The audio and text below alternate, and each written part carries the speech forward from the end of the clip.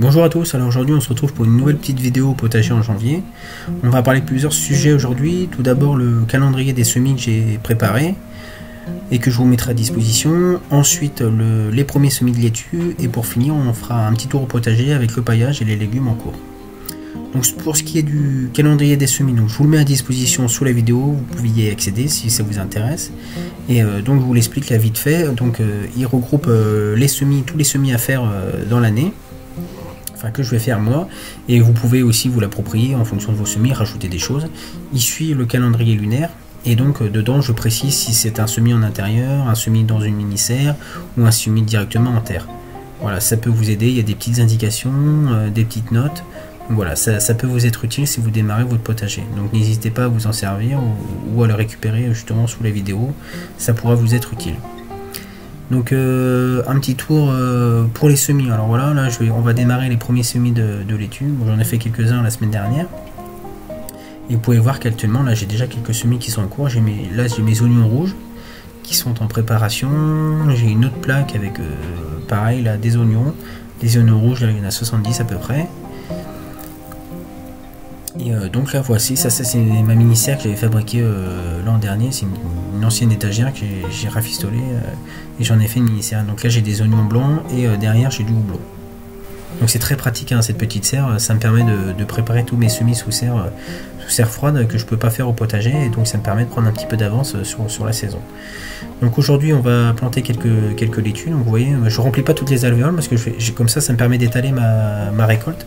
Et donc là je vais en mettre 14 et la semaine prochaine j'en mettrai peut-être 7 et ainsi de suite. Comme ça me permet de glisser ma récolte et mes plantations au potager. Donc là aujourd'hui on va faire Batavia dorée de printemps et de la pomme express. Donc je vais en mettre 7 de chaque dans chaque alvéole. Et surtout pensez à utiliser la petite étiquette à chaque fois. Avant j'avais tendance à pas noter ce que je semais et bon, au bout d'un mois qu'on a fait plein de semis, on sait plus où est chaque semis. Donc voilà, c'est plutôt pratique et de mettre une petite étiquette à chaque fois qu'on plante quelque chose.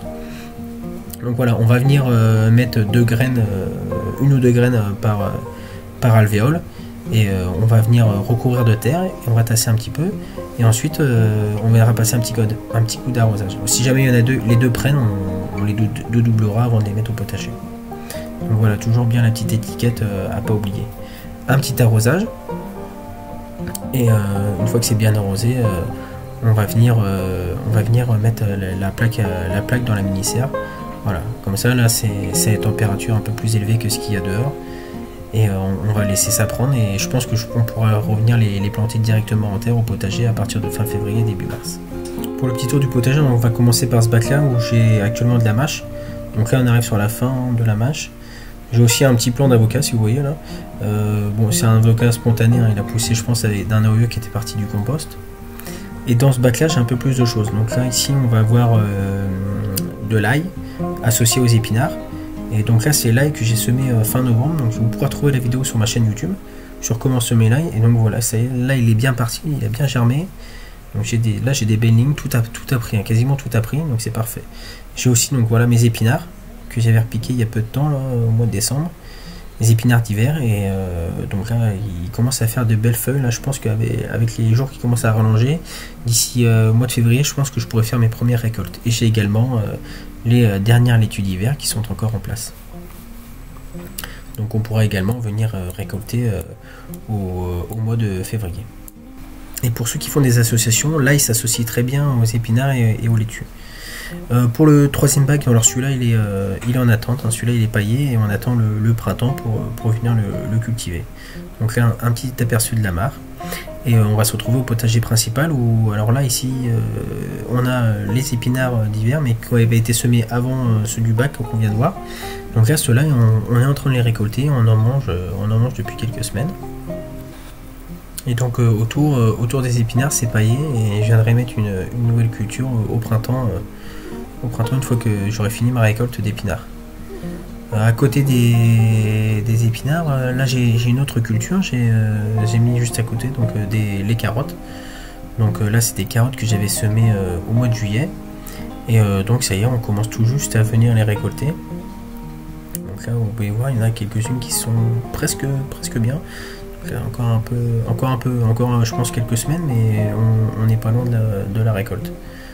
Donc voilà, ça c'est vraiment les derniers légumes d'hiver qu'on va récolter au courant février avant de passer sur les cultures de printemps.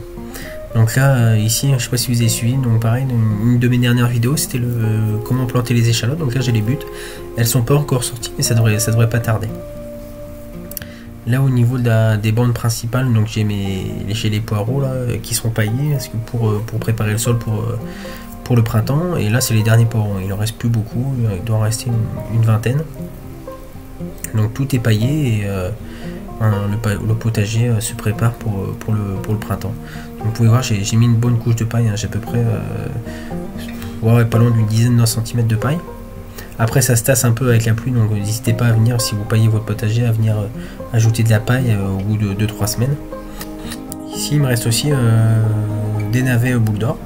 Donc là c'est pareil, hein, on arrive sur les derniers navets là. Voilà, encore quelques navets, quelques betteraves, mais on est vraiment sur la fin. Donc en termes de paillage, donc j'ai fait un paillage avec de la paille, et ici sur cette partie là, j'ai fait un paillage aussi avec des algues. Donc voilà, j'ai mis aussi une bonne couche d'algues. Donc l'algue, ça ne sert pas que de paillage aussi, ça va me permettre de fertiliser le sol, parce que c'est plein de bonnes choses des algues. Donc j'ai fait une petite vidéo aussi sur comment utiliser les algues au potager. Et c'est pareil, c'est un excellent engrais pour le potager. Donc là c'est pareil, j'ai d'autres zones qui sont paillées, donc un petit hôtel à insectes pour les insectes, pour qu'ils soient vraiment au cœur du potager aussi pendant le printemps. Et voilà, tout est paillé soit avec des algues, soit avec de la paille.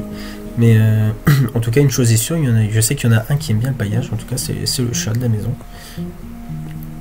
Voilà, il profite du beau temps pour venir se dorer la pilule au soleil et assis sur son petit lit de paillage. Donc voilà, on retourne, voilà les choux, les derniers choux. Donc j'espère que cette petite vidéo vous a plu, hein, pour cette vidéo de janvier, puis bientôt on va pouvoir attaquer les semis, les vrais semis de printemps. Donc n'hésitez pas à laisser un petit commentaire si ça vous a plu, si vous avez aimé notamment le calendrier des semis.